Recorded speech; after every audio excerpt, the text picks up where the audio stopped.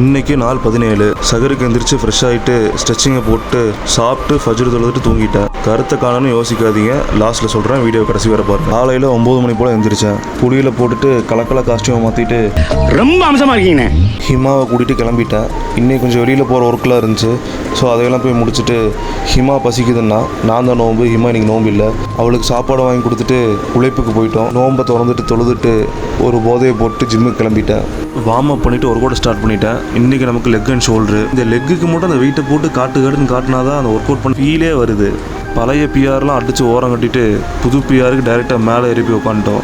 Leg day யாருக்கெல்லாம் பிடிக்குமோ follow பண்ணிடுங்க மறக்காமல். அடிக்கும்போது நல்லா தான் இருக்குது, ஆனால் நாளைக்கு தான் என்ன ஆக போகுதுன்னு தெரியல. சைடு கேப்பில் ஒரு கருத்தை போட்டு விட்ருவோமா? சோதனை சின்னதாக இருந்தால் சாதனை எப்படி பெருசாக பண்ண முடியும்? ஷோல்டருக்கு தரமாக ஒரு 3 வேரியேஷன் முடிச்சுட்டு வீட்டுக்கு கிளம்பிட்டேன். பம்ப் எப்படி இருக்குன்னு காட்டுறேன் பாருங்கள்.